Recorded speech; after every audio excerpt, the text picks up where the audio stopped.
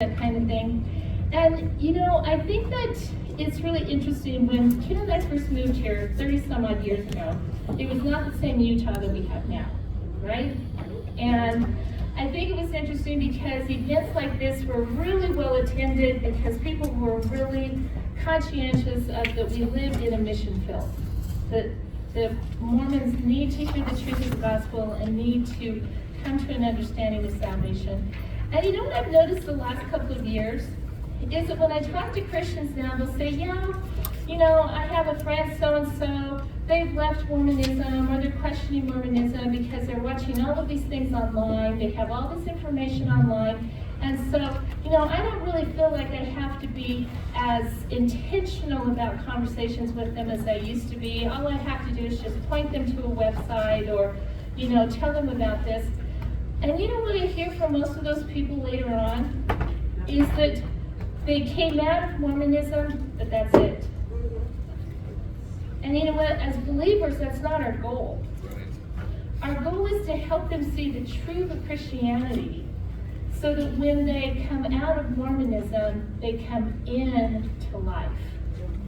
Right? And that's exactly what this will help you do. It'll help you bridge some of the gaps in those conversations to help you feel more comfortable in having those conversations. And everyone, you can't beat the price. It's free, okay? So, if you would like a handout though, if you're gonna come, it's from 6 to 8 on Friday night, next Friday night, and then it's from 9 till 12:30 on Saturday. There are handouts that will be provided for you, but we're asking that you sign up for them ahead of time. So there will be a sign-up sheet. All you have to do is just put your name on it if you would like the printed material for the event, and we'll make sure that you have it, okay? So it's up here at this table, and we'll just have it make its way through the tables as we go tonight, okay? So, Deuteronomy. We did not get through even lesson 1 last week, right? And I don't know that we're going to get through lesson 2 tonight because we didn't get through lesson 2 this morning. And so what I'm thinking is that we might have to have a couple of nights of corrective timing here where we may need to stay a little bit longer to kind of catch up in our work. But as always, if you need to leave at 8 o'clock, you get up and leave at 8 o'clock, right? It doesn't hurt my feelings if you get up and leave. I understand that most of you have had a hard day already. It's a sacrifice to come and to sit here, and so yeah. So pull out Deuteronomy chapter 4. This is where we kind of ended last week. But tell me, what happened in Deuteronomy 1 through 3? Basically, what happened? History review. A history review, right? The initial recipients of God's grace, right, and His love, that were in Egypt at the time. They came out of Egypt. God brought them out of Egypt with all of those mighty wonders and all of those things. And after about 2 years, He brings them to the edge of the promised land after they have been given the law at Sinai and after they've been creating the tabernacle and all of those kind of things. They head out and they march 11 days from Sinai to Kadesh Barnea, and they decide that they're going to send in some spies, and God says that's okay, you can send in the spies. And the spies were there for 40 days, and they come back, and what do they say about the land? It's a great land. Great land. Great land. Just one problem, it's occupied by really big people, right? And their fear and their lack of trust in God causes them to rebel against Him. And we saw something that was really important last week because in case you haven't come to an understanding of it yet, the whole book of Deuteronomy is about covenant, right? The law is a covenant. The Mosaic, or the Abrahamic covenant about the land, is an agreement between God and the people about the land, right? So Deuteronomy is a rediscussion or a re-giving of the covenant. Now, what is a covenant? It is a binding contract between the two parties, right? Now, do the two parties have to be equal? No. So when God goes into a covenant with someone, he's always contracting with lesser than, right? And so this is what we see, that God went into this contract with them. He brings them, and they accuse him of breaking the contract, because remember last week that they said to him, you only brought us out here because you hate us. Your intention all along had been to bring us out here and to kill us.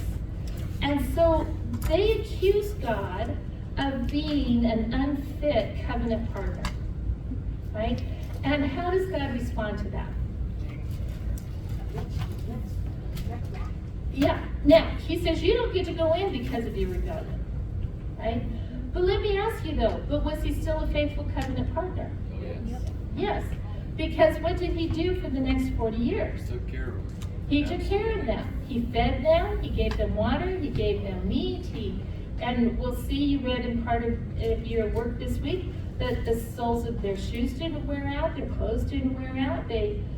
God took care of them as he had told them he would, even though they were unfaithful to the covenant, right? So what we see is the Deuteronomy now is the opportunity of the children from that generation, right? Because God said everyone who was over 20 years old would die in the wilderness. So you have some individuals now in the nation of Israel who are 60 years old, and they're standing there listening to Moses retell them this, the stuff that they had heard when they were 18, 19, 20 years old, and that they've been learning their entire life. But you have some people in the midst of that group who have never experienced going into covenant with God, right? And so this is what Moses is telling them. It's time now for us to go to the place that God has promised us, the land that he promised Abraham, Isaac, and Jacob. It's time for you to go and take your rightful inheritance, take possession of it, and it's time for you to live as the nation that God intends you to live as, right? So, we saw this whole thing, this history of how they got to where they are now in chapters 1 and chapter 2. In chapter 3, we saw that they come up the east side of the Jordan. They run into 2 different Amorite clans. But as they're moving up that east side of the Jordan, they also run into 3 other people groups. Remember? And what did God say about the Edomites, the Moabites, and the Ammonites, and their land? That's their land. It's their land. Don't touch it, because who gave it to them? I did. I gave it to them, right? And what we also see is that the same type of people were inhabiting that land as what inhabits Israel.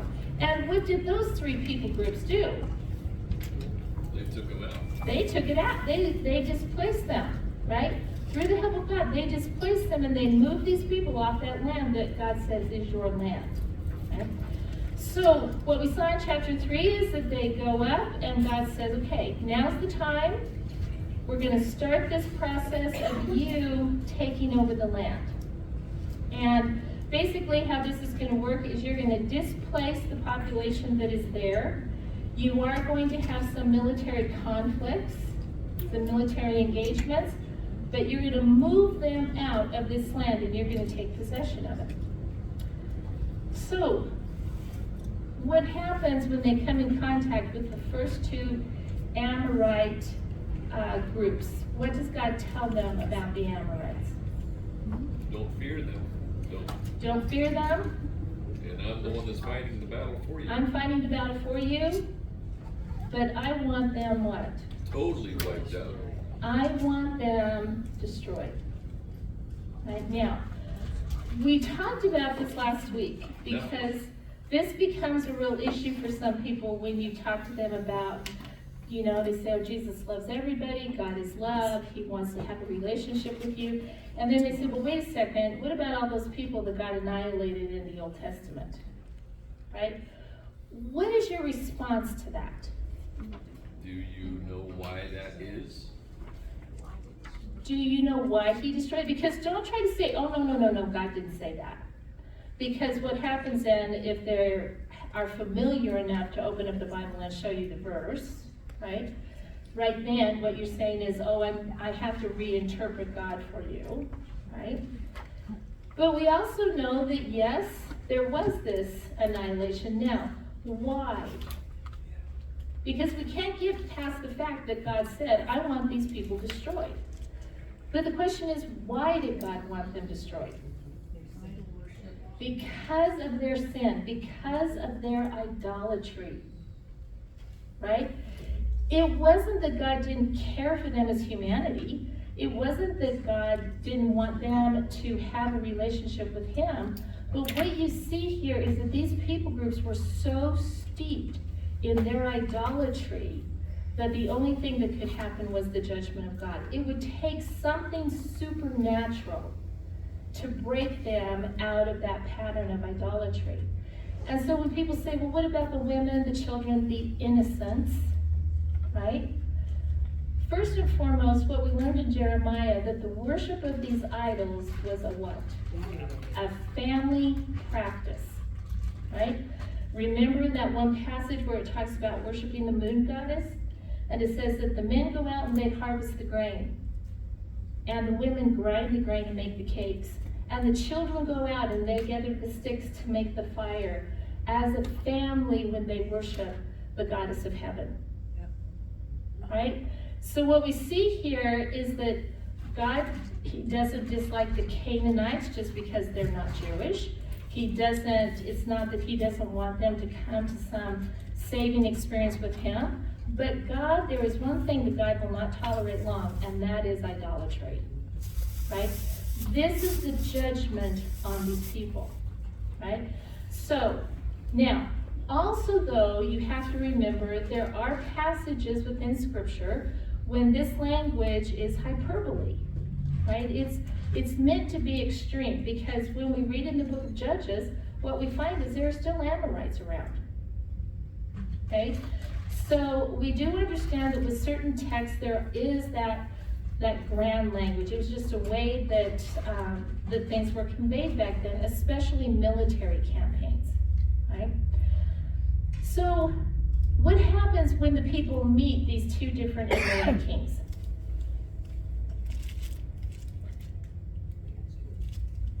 They didn't get scared, did they? What happened? Did they win? Did we stop before this? So you're talking about Og and Bashan. Yes. Yeah, no, they took him out. They took him out. Remember, they take out Sihon first, and remember, they come out to make war on Israel. Israel meets them, and they defeat them. Right? They utterly conquer them. Then God tells them, okay, now it's time for you to engage Bashan and Og. And so they start going up there. Og comes out. He meets them on the field of battle. And the Israelites totally wipe them out. Right? So what we see here, now remember, 40 years ago when they had met the Amorites had totally destroyed them. But what you see here is that God is being faithful to what He said about that I will go before you and I will fight for you. Right? So we see then at the end of chapter 3 that the tribe of Reuben, the tribe of Gad, the half-tribe of Manasseh, they asked for their property across the Jordan, right? Because they have lots of herds and all this kind of thing, and they just want to get settled with their families and everything. And Moses says you can do that, but you can only do that if you promise to do what? To continue to fight for your brother's land as they go in across the Jordan and take the possession that's been given to you, right? So what we see here is that they say, we will do that, and Moses says, okay, you can have this land and do this. Now, did Moses want to go into the promised land? Yeah. Very much so, right? But what was stopping him? Why did God say that he couldn't go? Because he had smacked the rock out of anger and didn't listen to God. Yeah. He had misrepresented God in front of the people. Right? And so what we see here is that we saw last week that 2 or 3 times Moses asks God to reconsider this. And he tells the people, it's because of you, I can't go in. Now, he's not passing the buck and saying, oh, this is But he is talking about that he came to such a level of frustration with them that he acted other than he should have. And remember, we talked about this is a great lesson for you and I. That when we're representing God, we need to represent him how?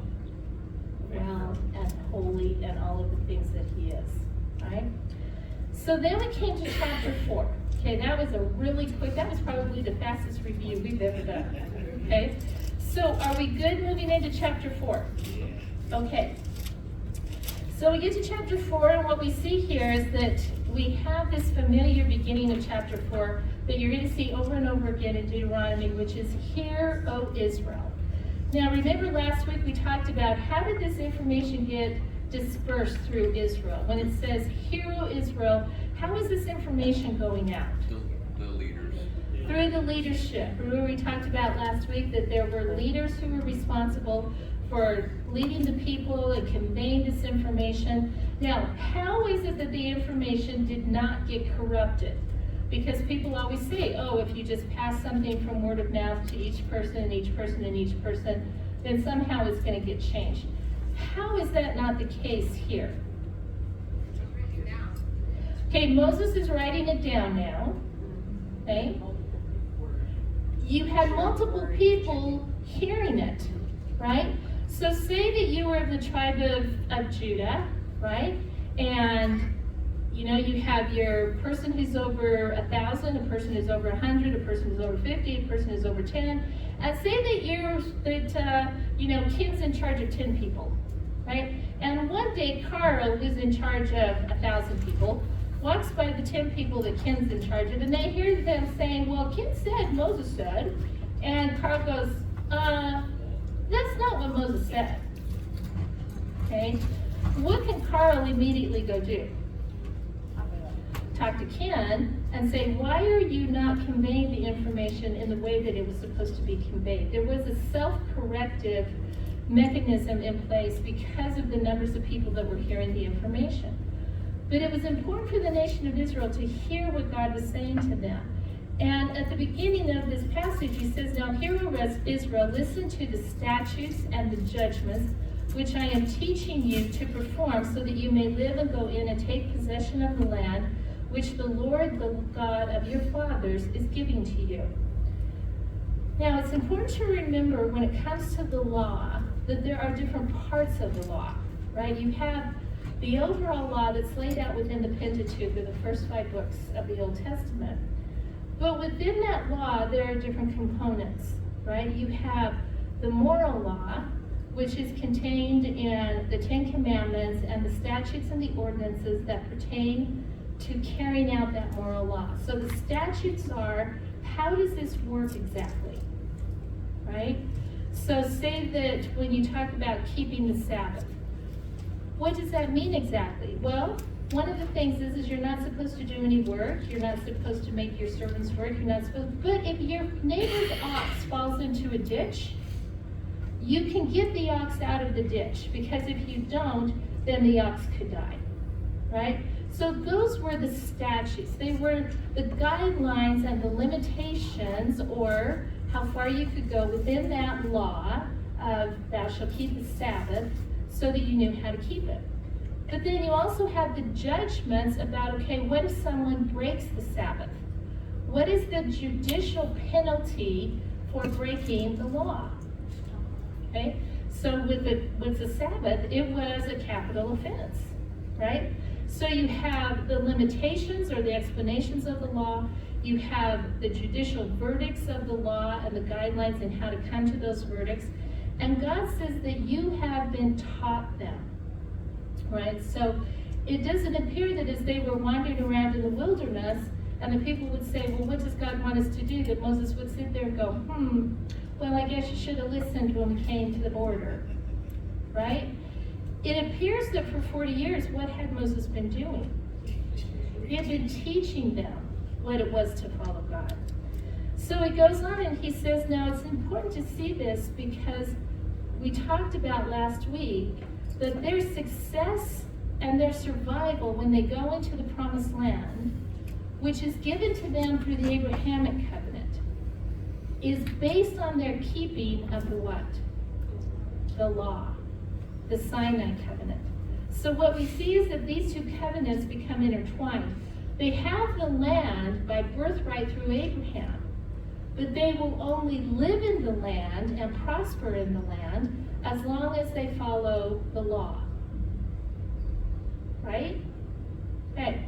So he goes on and he says in verse 2, you shall not add to the word which I am commanding you, nor take away from it, that you may keep the commandments of the Lord your God, which I command you. Now, why can they not add to it or take away from it? It's a contract, right? If you add anything after the parties to the contract have ratified the contract, if you add anything to the contract or take anything away from the contract, what happens to the contract? It's nullified at that point. So this is why God says you can't add anything, you can't take anything away from it. He will tell them later on, I am not adding anything or taking anything away from it. He goes on and he tells them that he is serious about this contract because of what happened at the event of Bel Peor just weeks earlier when they had fallen into idolatry with the Moabite woman, right?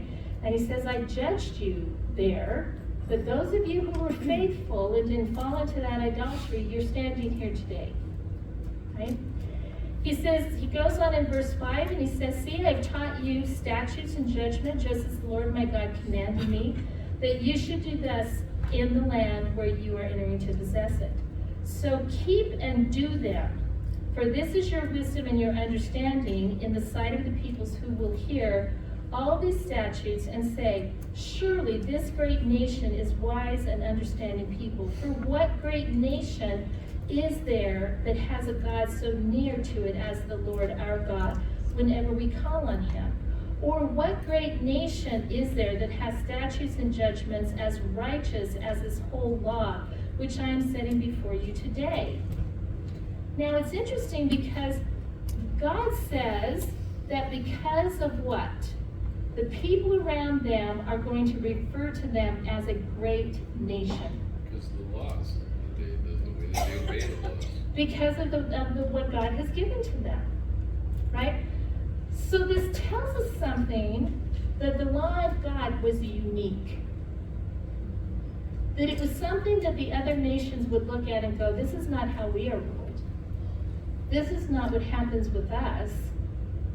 Why is it that Israel as a nation has, there's more compassion in how they deal with one another? Why is it that there's no slavery in Israel really? Why is it that the widows and the orphans are taken care of? Why is it that everyone in Israel has their own property? Why is not all the land owned by the king in Israel?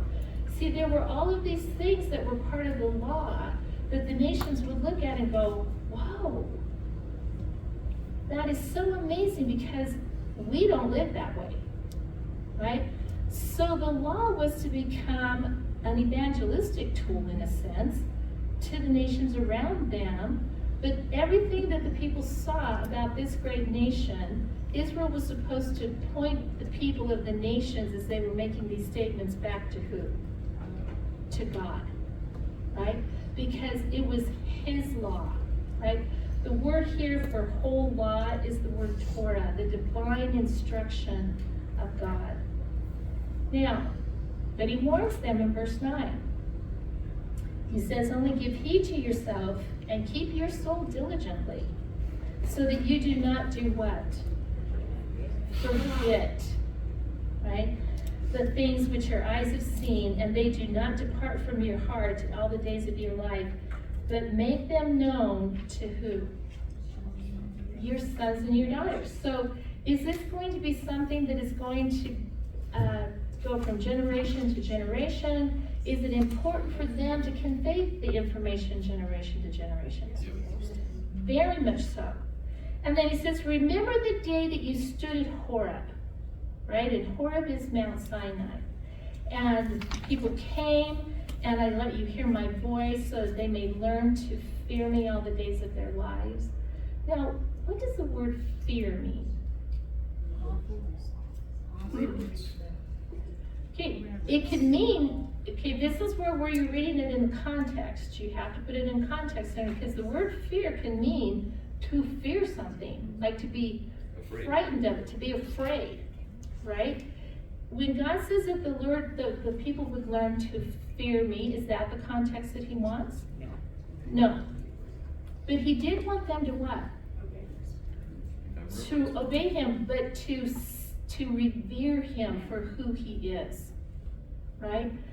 To see him in all that power, and to see him in all of that awesomeness, to see him in that glory, and to revere him and to recognize that he is who he is. Now that might have a little bit of fear, because when they saw him on the mountain and he was speaking to them from the mountain, what did they say? It's too scary for us. This is too intimidating. This is too frightening. Moses, you go up and you talk to him. Now it's interesting because we're going to get some more information about that. But what you do see here is that it wasn't that God was saying, I want you to be terrified of me and understand that you're terrified of me, because if I'm terrified of someone, what am I not going to do? I'm not going to engage them in any way, shape, or form. Right? As a matter of fact, I'm going to try to stay away from them as much as possible. And is that what God wants? No. But he does want them to understand their place in the contract. Right? The creator of everything that they know, the creator of the universe, is agreeing to come into a contract that he is binding himself to a certain extent to the creation. He says, and I want you to remember this. I want you to fear me. I want you to put me in my proper place. I want you to understand what that place is. And he says, and if you do that, your life will go well. Right? He says in verse 11, you came near, you stood at the foot of the mountain burned with fire to the very heart of the heavens, darkness, cloud, thick gloom. Then the Lord spoke to you from the midst of the fire. You heard the sound of words, but you saw no form, only a voice. Right? So I declare to you his covenant. Right? This is when they went into this contract with God, which he commanded you to perform.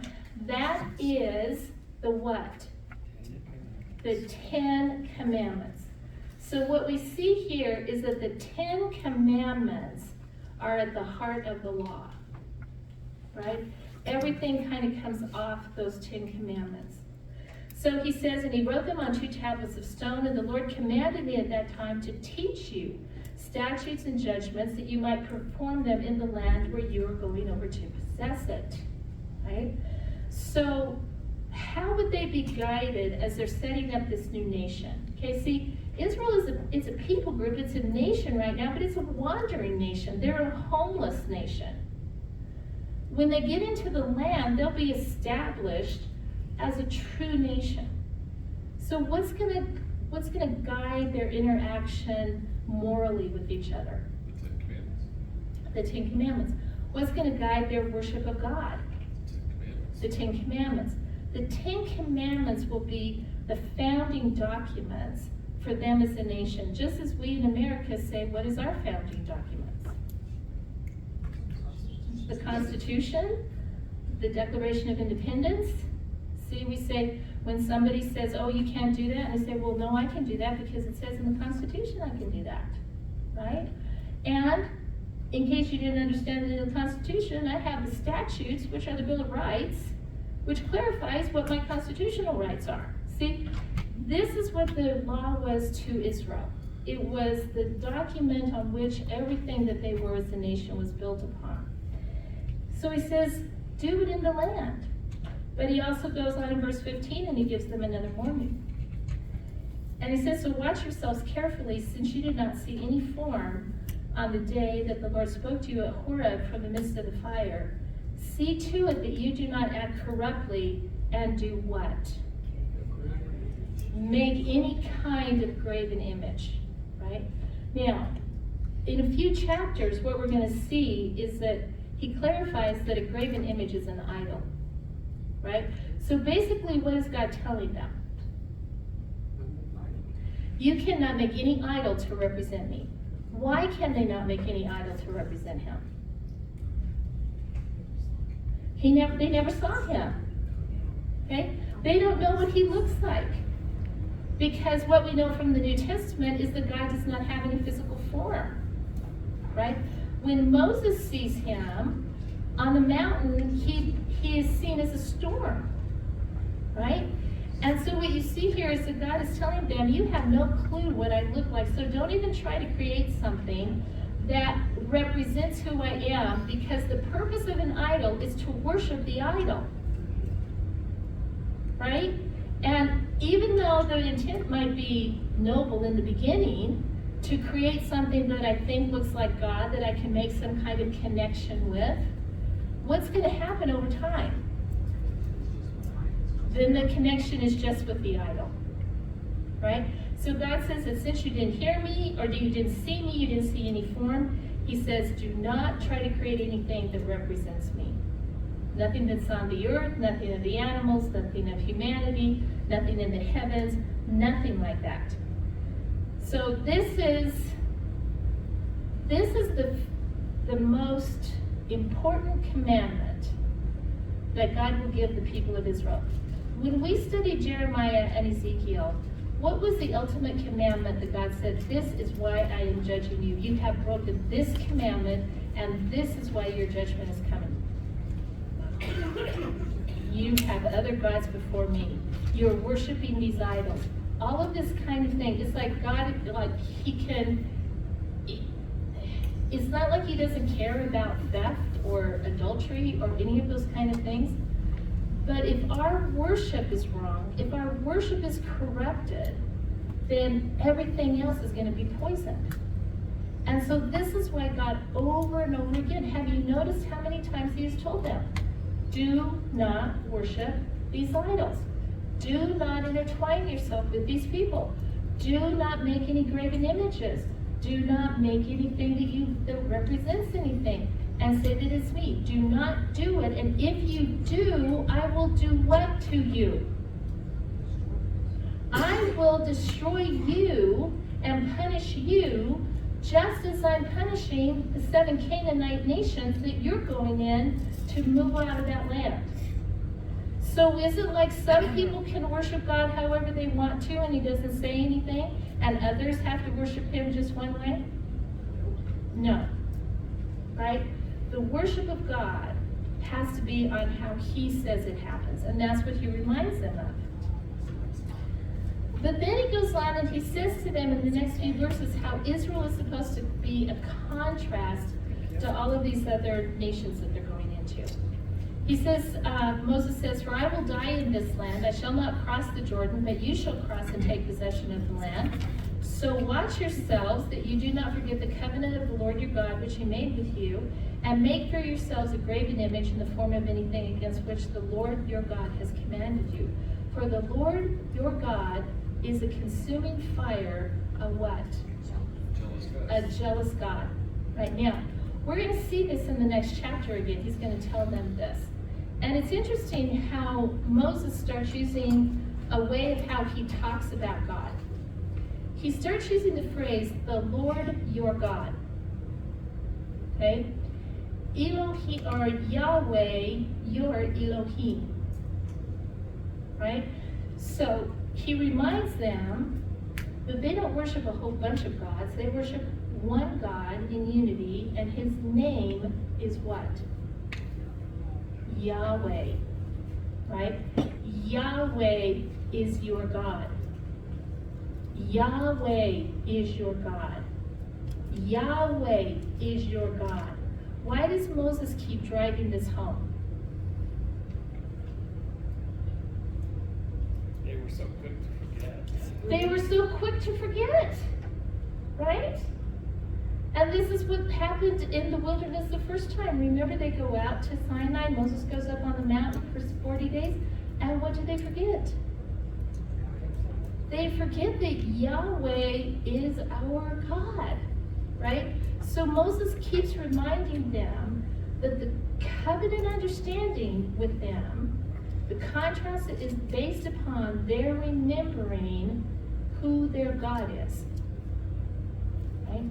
Now, do you think that there's anything that we can learn from that? don't forget who our God is, right? Because the human condition is that we forget. We cease to remember, and that's what God knows about us. Now, what does it mean that he is a consuming fire, a jealous God? What is that phrase, that your God is a jealous God? Yahweh, your God is a jealous God. Okay, he's in relationship with us, because this is what we see. Only a living God can be jealous, right? So say that I decided that this chair is my God, okay? Is that chair going to be jealous if I sit in the next chair? Is it going to be jealous if I buy a new chair? No, because it's what? It's a chair. Somebody made the chair, somebody created the chair, okay? The only way that I may know how to interact with the chair is if someone tells me that the chair is talking to them, and then they tell me how to interact with the chair, right? But that dead chair, in and of itself, has no feeling about what I do either way. It has no heart, it has no mind, it has no emotion, it has no feeling towards me, right? But when God says that I'm a jealous God, it does imply that he is living and he is relational. But what does it mean that he's jealous? He's loving. Okay, he's loving. He desires the relationship to be pure. He created us for that. Does he desire the relationship to be exclusive? Yes, he absolutely. Okay, see, this is the thing. This is what he's trying to get them to understand. I'm a jealous God. You are in an exclusive relationship with me, right? You are not in a relationship with these other gods because they aren't gods. I'm the only living God. You're in relationship with me, and you know what? Everything that should come out of that relationship with me, I want. It's mine, right? And this is what it means. For God to be a jealous God, it means that he does not engage any rivals. You follow God and you follow him alone, right? Now, is that petty of God? Because people will say, oh, so petty. Well, you know, this whole Christianity thing of being so exclusive, you know, you can only worship God. Why can't we just worship however we want to, and I can be spiritual and, you know, kind of do my own thing? You can, but it's going to be a corruption of worship. But the thing of it is that why does God want them to give to him what is only his? What will happen to them if they keep worshiping the chairs? They're not going to get anything out of it. There's nothing there. It's an empty pursuit. And so when God tells them that I'm a jealous God, it is really in a sense that he's saying to them, I want all of you. I want what is due me because of who I am and because of the relationship that we have. It is not in some kind of the jealousy of God is never used in some kind of petty, corrupted way that we use it with humanity, right? It is always, like Rael was talking about, it's always in its purest form of desiring a relationship, right? So he tells them, remember this about God. And have you seen, he repeats this statement over and over and over again, right? So he says, when you become the father of children, and he starts talking now about when they go into the land. Remember, he just said, don't forget, remember all these things that I've done. But what does he say when you go into the land? It's always so interesting. God talks about that this is just an inevitability in the relationship, that they're going to do what? Act corruptly. They're going to act corruptly. And they're going to follow other gods, and God's going to take them out of the land, and he's going to put them in places where they have to serve other people and serve other gods. And he says in verse 29, he says, but from there, you will seek the Lord your God, and you will find him if you search for him with all your what? All your heart and with all your soul. Right? So does this tie into this relational aspect of what they have with God? It does, right? And what's interesting is he says that if you do that, then you will what? will God say, I'm not listening to you? You know what? You're still in timeout. No. What does it say? It says that when you are distressed and all these things that come upon you in the latter days, you will return to the Lord your God and listen to his voice. For the Lord your God is what? Compassionate God. He will not fail you, nor destroy you, nor forget the covenant with your fathers, which he swore to them. Now, the fathers here, who are the fathers? Abraham, Isaac, Jacob. Abraham, Isaac, and Jacob. Right?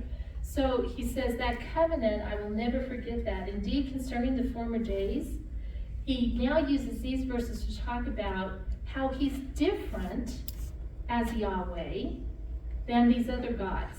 And what does he say has made him different than the gods of the Egyptians? See, the first great nation that he destroyed was what? Egypt. It's like he destroyed the nation at the top of the pecking order, right there with Egypt. And what does he say that he actually did to Egypt?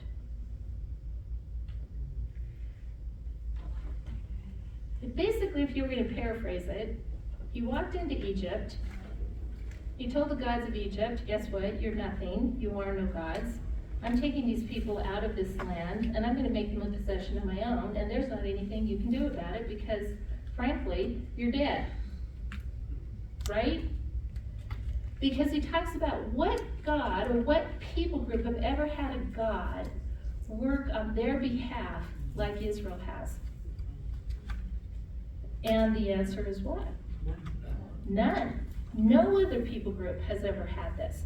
And so he goes on and he tells them, he says in verse 36, out of the heavens he lets you hear his voice to discipline you, and on earth, and let you see his great fire, and you heard his words from the midst of the fire. Why? Because he loved your fathers, therefore he chose their descendants after them, and he personally brought you out from Egypt by the great power, driving out from before you nations greater and mightier than you, to bring you in and give you their land as an inheritance as it is today. Know therefore today, and take it to your heart, that the Lord, Yahweh, the word for Lord there is Yahweh. Yahweh is what? God. In heaven above and on earth, he says, and on the earth below, there is no other. Where are you, by the way? Verse 39. Of Chapter 4. Chapter 4:39. Yes. Okay. So, what does Moses in this passage make very clear to them that they're to take to heart and always remember? That he's God. He's and there God. is no other. There is no other God. He loved their fathers. He loved their fathers. He's in covenant relationship with them. He's acting on their behalf. He has been acting on their behalf since he brought them out of Egypt, even before when he went into Egypt and got them. He is in covenant with them that he is going to hold up his part if they do their part. All of these kind of things that he says to them, right? Now, we know, do they live by their part of the covenant? No. No. So we know, we have the advantage of seeing what's in the future for the nation of Israel. And they break this covenant over and over again, but is God faithful to what he told them he would do to them if they broke the covenant? Yes. Yes. Right? So what we see here is that this is what Moses reminds them of. Now, at the end of this chapter, he basically just sets out the refuge cities and all of that. So we're going to move on to chapter 5, right? Because chapter 5 is still in this vein of them understanding the covenant relationship that they have with God. And then it goes on, it says, then Moses summoned all Israel and said to them, hear, O Israel, the statutes and the ordinances which I am speaking today in your hearing, that you may learn them and do what? Be careful to do Observe them. Okay, so is their carrying out the law supposed to just be like a passive thing, or is it supposed to have an intentional component to it? Learn them. Be careful to It do is very intentional, right? So it's not just like they're supposedly statically memorize something and not have it have any impact on them. They're supposed to observe them. And the idea of observing something here, it means to give it attention, to make it important in your life, right? So he says that this is what these commandments are supposed to do. And he says, the Lord your God made a covenant with you, a binding agreement with us at Horeb. He did not make this covenant with our fathers, but with us, with all of those of us alive here today. So how is he distinguishing the two covenants now? Or is he distinguishing the two covenants? Yes. Yes, because he says, this covenant that I made with you is different than the covenant that I made with who? With his father. Your fathers. And the fathers are who? Abraham, Isaac, and Jacob, right? Now, the covenant with them was that they would have a land, there would be descendants, there would be blessing, that somehow out of this covenant relationship that all of the families of the earth would be blessed. Those were the covenant promises made to Abraham, Isaac, and Jacob, right? This covenant is different. This covenant is how they're going to live in relationship with who? God and each other, right? So he says, the Lord spoke to you face to face at the mountain from the midst of the fire, while I was standing between the Lord and you at that time to declare to you the word of the Lord, for you were afraid because of the fire and did not go up on the mountain. Then he goes on, and now what does Moses start doing? Repeating the covenant, right? So this is a parallel passage to Exodus chapter 20, right? And Moses says, okay, this is what the Lord spoke to you from the mountain. And we have the Ten Commandments. The first commandment is, you shall have no other gods before me. Now, that seems to be pretty self-explanatory, right? Now, remember, has God been kind of pounding this into them, in a sense, from the very beginning of Deuteronomy? Yes. Yes. Have they had experience of what it means to worship other gods? Yeah. Yes. Have they seen the worship of other gods? Yeah. Have they been judged because they themselves have worshipped other gods? Yes, they have. Yes, they have, at Bel Peor, right? So they say, you will have no other God before me, right? And that doesn't mean, in a sense, that you can have other gods after him, okay? What is he saying about our relationship? Exclusive. It is an exclusive relationship between you and me, right? Now, how does that play out then? How are they supposed to worship him? He says, the second commandment, you will not make for yourselves any idols. Remember, because they didn't see what? They didn't see anything, right, at Mount Sinai. So he says, you shall not make for yourself an idol, or any likeness of what is in heaven above, or on the earth beneath, or in the water underneath the earth. Right? So when it comes to God, no likenesses of any kind. Right? Because anything that we would try to conceive that would represent him would do what? Not. Right? It would fall far short of what he is. And so he says, don't do it. Right? Now, and what God also knows about humanity is that the minute you give them something physical to look at, that becomes the object of worship. Remember when Jesus talks to them in John, I think it's chapter 3, and he says, remember that when you were bitten by the serpents in the wilderness because of your disobedience when the fathers were struck, and God made the bronze serpent, and you were to look upon the serpent and you would be healed. He says, but you turned that into a what? Idol. You turned it into an idol. And you started worshiping the serpent instead of God. Right? So God knows that just the way our minds work, if we can see something that at some point in time, true worship will be corrupted. Right? So he says, I'm it. This is an exclusive relationship. You're not going to try to create anything that looks like me, to represent me, to do anything like that. Because I think what he really wants them to understand as well is that he is represented within the creation itself. Because Paul says in Romans chapter 1 that the evidence of God is found where? Everywhere, right? In the creation itself is where the image of God is seen. In the image of the image bearers, in each person that we see, the image of God is seen, right? So this is why they're not supposed to do anything like that. Now, he also says in the next commandment, you shall not worship them or serve them. Idols. Now, is there a difference? In worshiping and serving? Yes.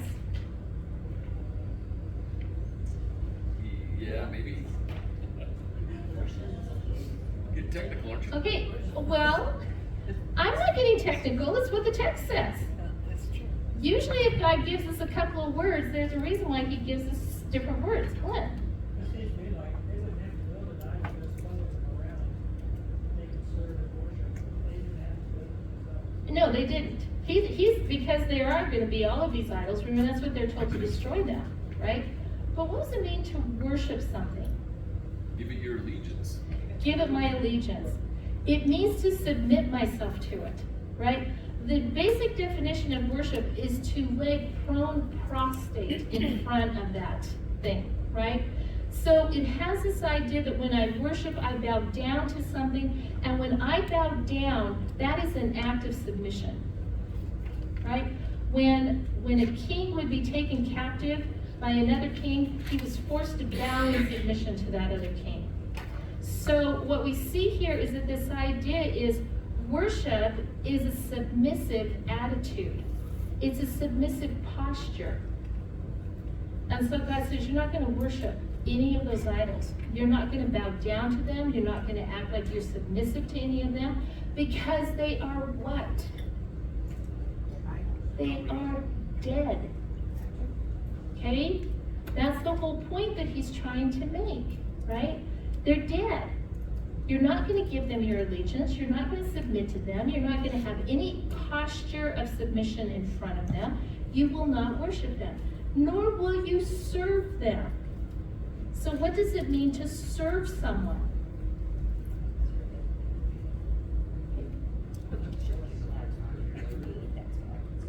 Yeah, to show love, or, okay, so see, this is what I think is really interesting. The Molech didn't really care if you loved him. All Molech cared about was that you fed him.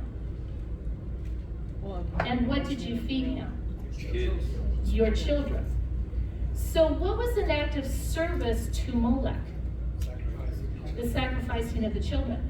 You do something on behalf of someone. When you serve someone, it means to act on the behalf of them, to be enslaved to them, to do work for them, right?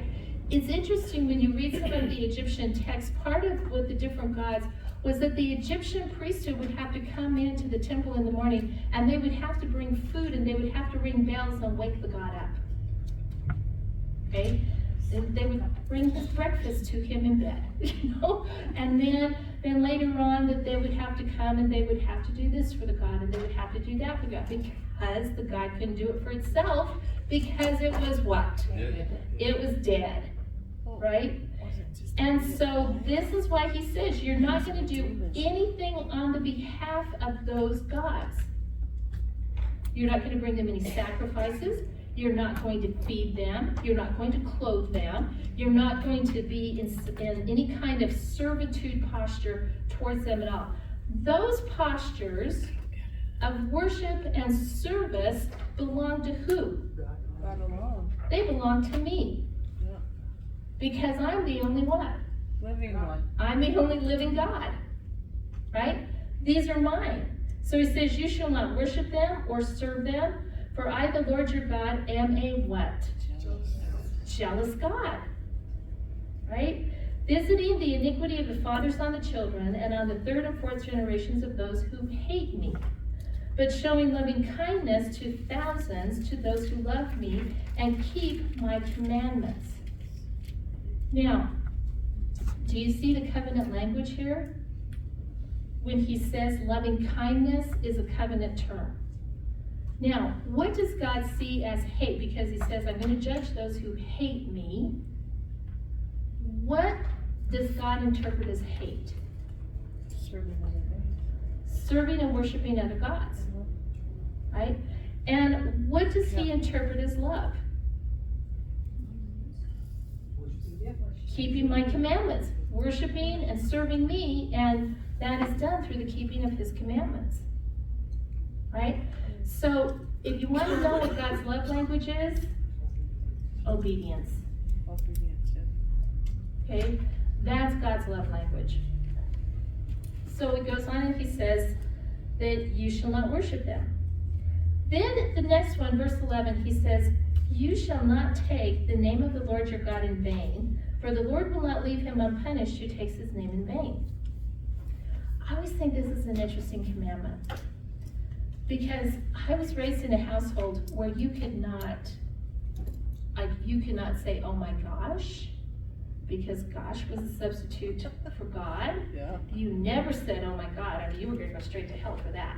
Yeah. You know, you didn't say anything about Jesus except in a worshipful, like, you know, I was reading about Jesus, okay? Because any way of using the Lord's name was seen as, other than reading the biblical text or in prayer, was seen as using the name in vain.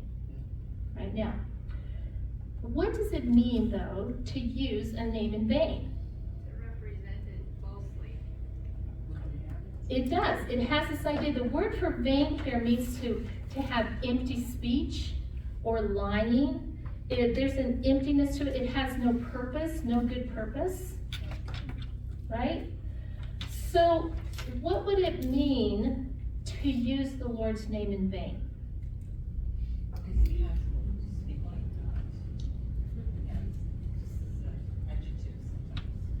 Okay, so it's interesting because one time I was in a coffee shop and there was this young man behind me and he just kept saying, Jesus Christ, Jesus Christ, Jesus Christ. I mean, and not in a good way, okay? It wasn't like he was sharing the gospel, right?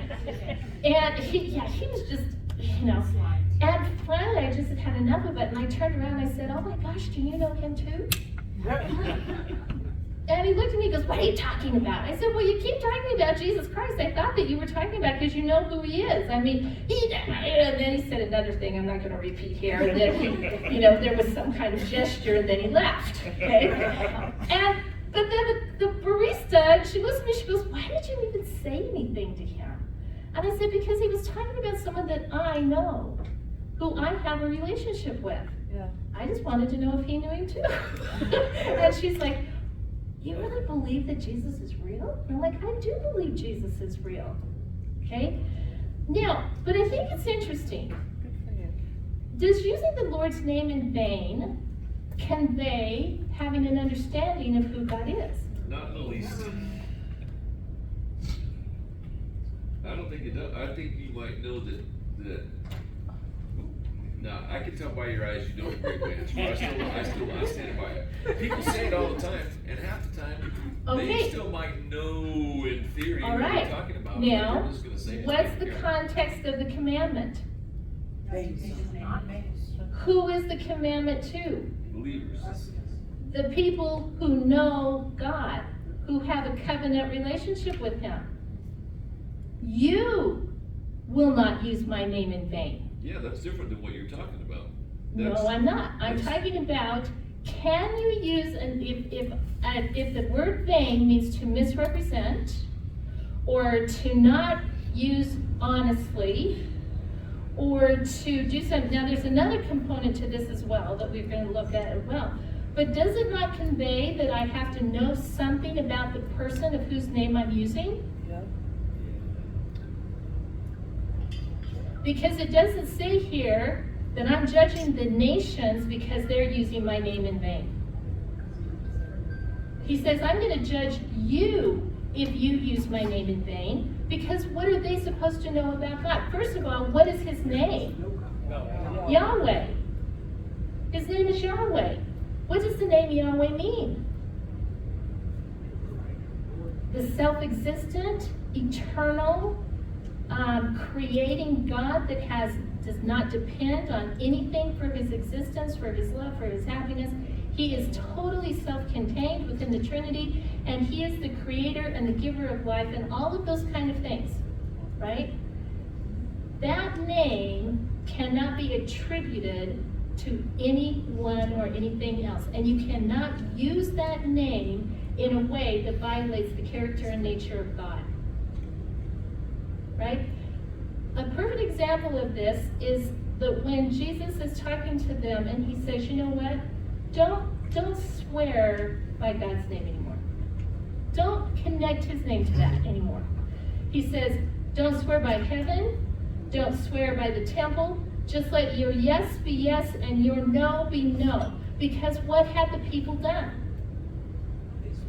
Started using his name in vain. Started using his name in vain because they would attach his name to things that they never intended doing. Right? It's like if you're talking to someone and they're trying to make you understand how honest they're going to be, and they say, you know what? I swear to God, I'm telling you the truth. What should you probably beware of at that moment? Back away. That they may not be telling you the truth. But they think that because I've invoked the name of God and all of that, that somehow that's going to carry a weight with it, right? And this is what God is telling them. You cannot use my name in a way that violates my character and my nature. You cannot use my name as some kind of magic talisman to get what you want. Now, it's interesting because there was the practice of using God's names, like Molech's name or Asherah's name or things like that, in certain spells and incantations to make the god do what you wanted them to do. And so God is telling them, you're not going to attach my name to any kind of mystical incantations. You're not going to tie my name to any kind of practices with talismans and things like that. You're not going to just emptily use my name repetitiously without engaging with me. You're not going to use my name in any way that violates my character and nature or who I am or what I have done. And if you do, I will do what? I will punish you. So see, it has a component that you have to know who it is you're talking about to, in a sense, use it in vain. And it's a commandment to the people of God who are supposed to know their God. See, so this is what's so interesting. It's not when someone says, oh my gosh. Yeah. Because 9 times out of 10, that person, that's just a cultural statement that they make that's part of the culture. Right?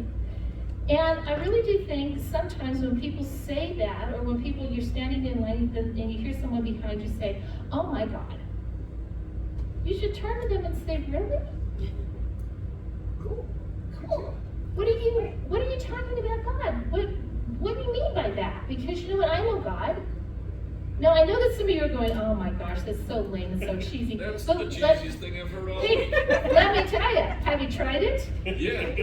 Really? Yeah. And what happened? I've been with you when you've tried it, and you know what? It has stopped people in their tracks every time.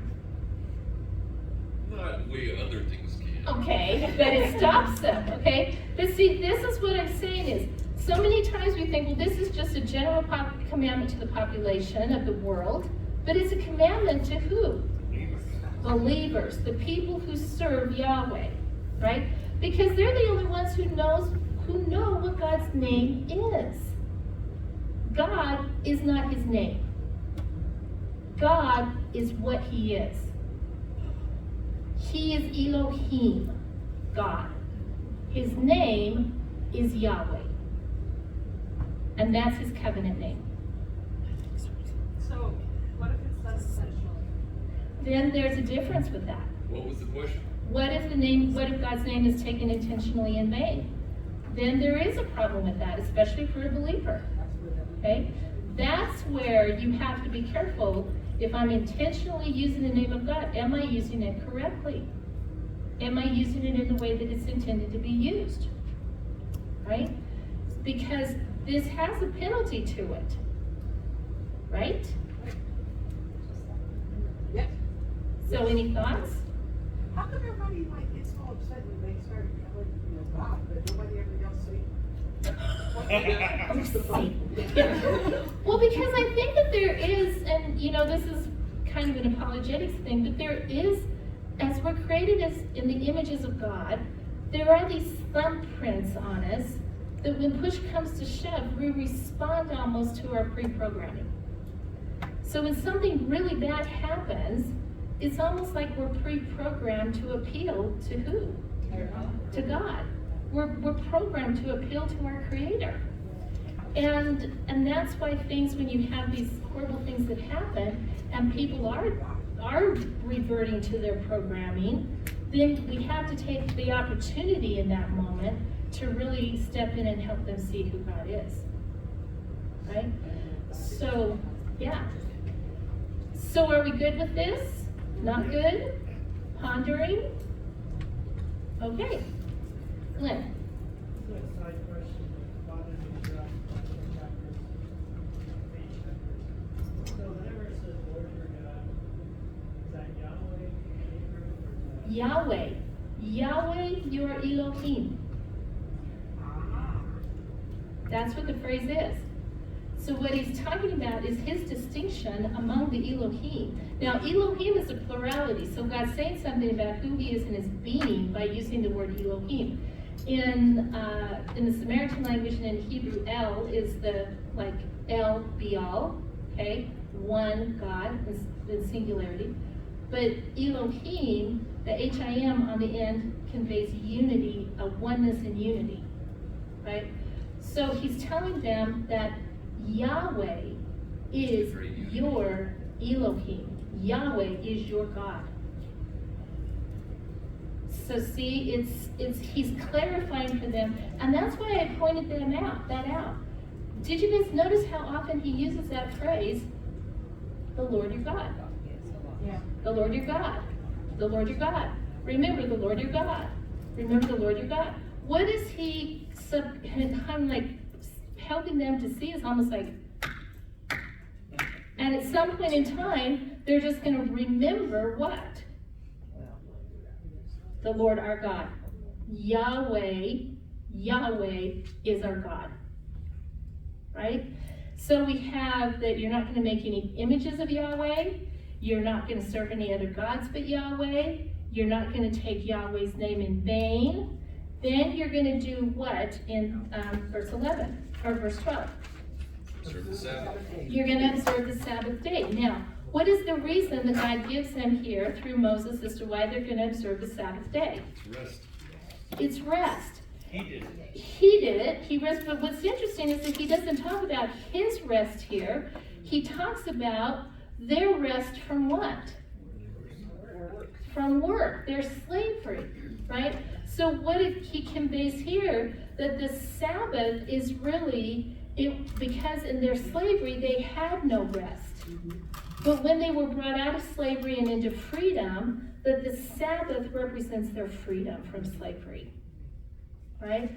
So he says that basically that God ended their slavery, and that the Sabbath is a representation of that ending of that slavery, of their freedom and their rest. And who all has to live under the Sabbath law? Everyone.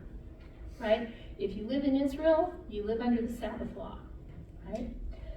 Now, when you look at this, then, starting in verse 16, how do the commandments change, or do they? Do you see a clear distinction in the Ten Commandments? Okay, so the first four are what? Vertical to God, right? And a covenant relationship with Him. Then the next six are what? Horizontal, with our covenant relationship with each other, right?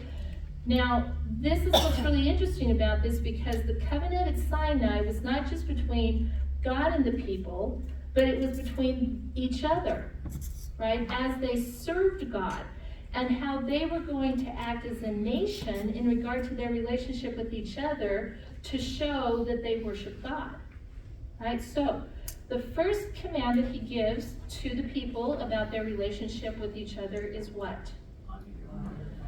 Honor your father and mother, as the Lord your God has commanded you, that your days may be prolonged and that it may go well with you on the land which the Lord your God gives you. Right?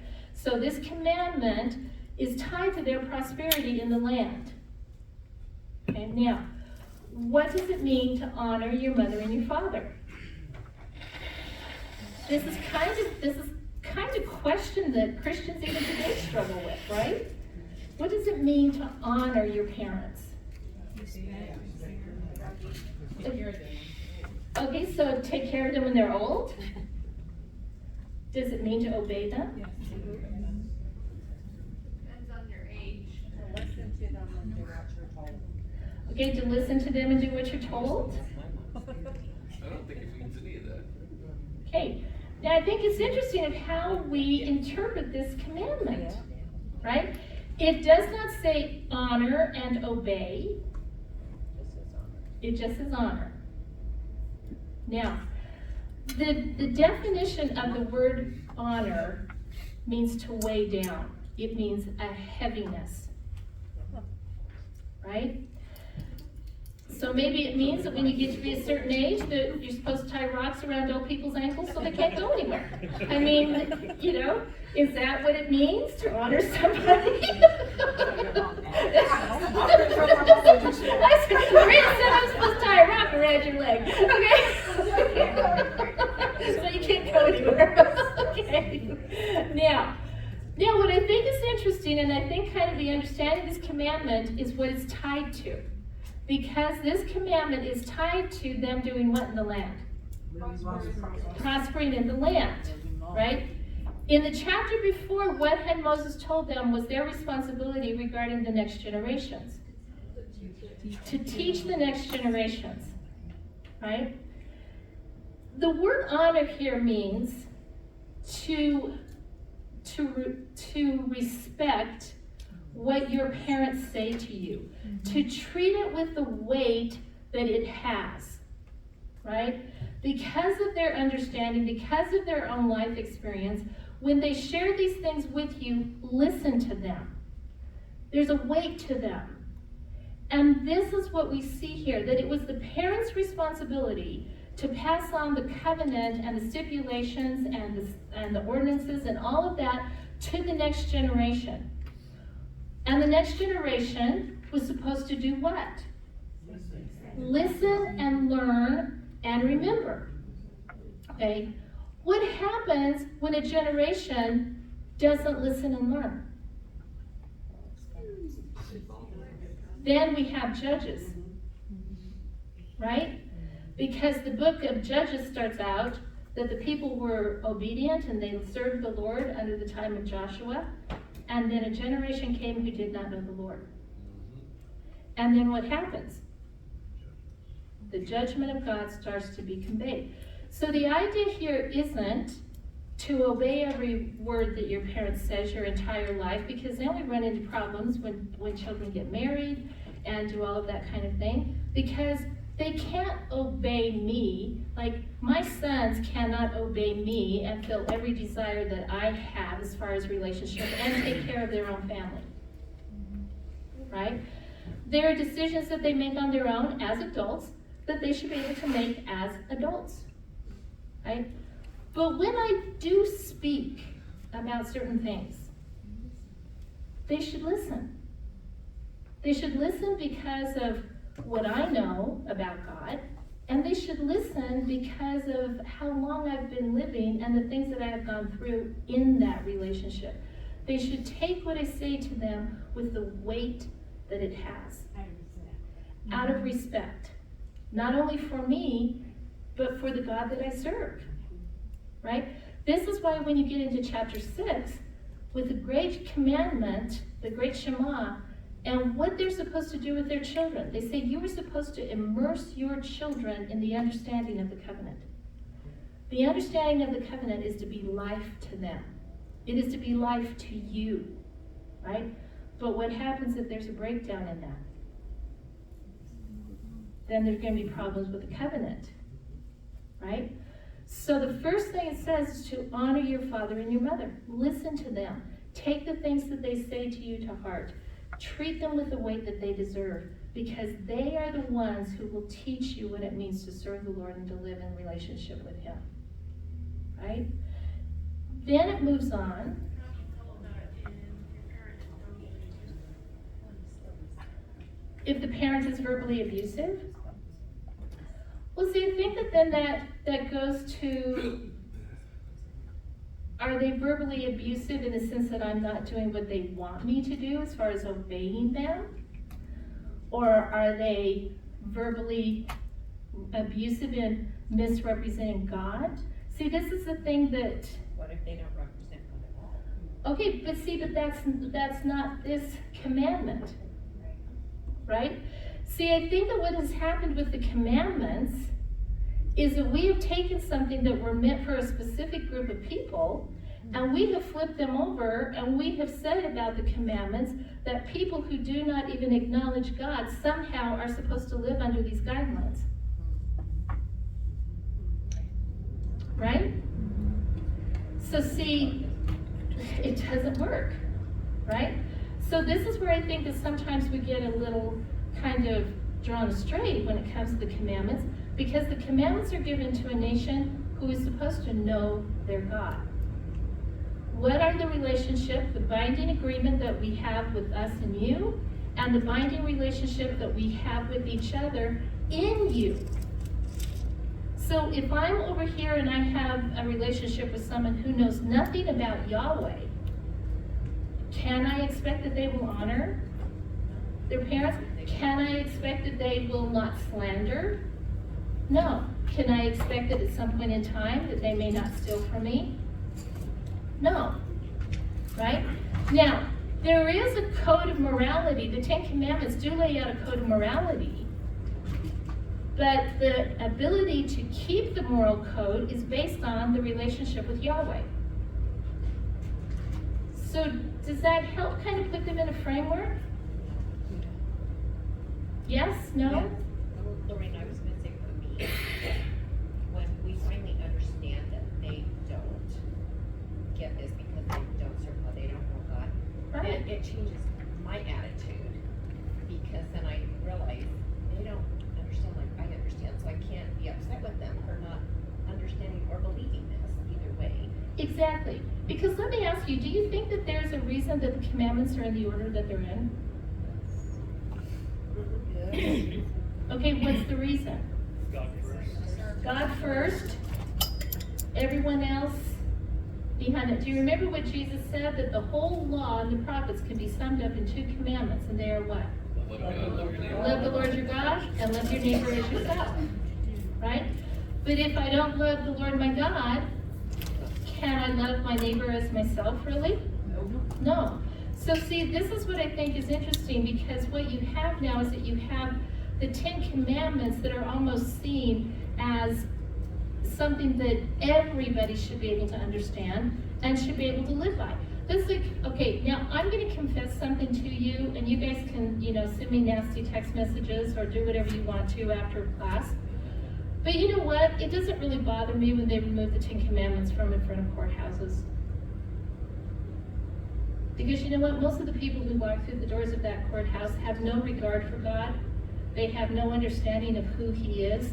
They have no desire to know who He is. And at that moment, all I'm doing is I'm putting that monument right there as some kind of moral imperative for them, telling them somehow, even though you have no relationship with Yahweh, somehow you need to follow this code.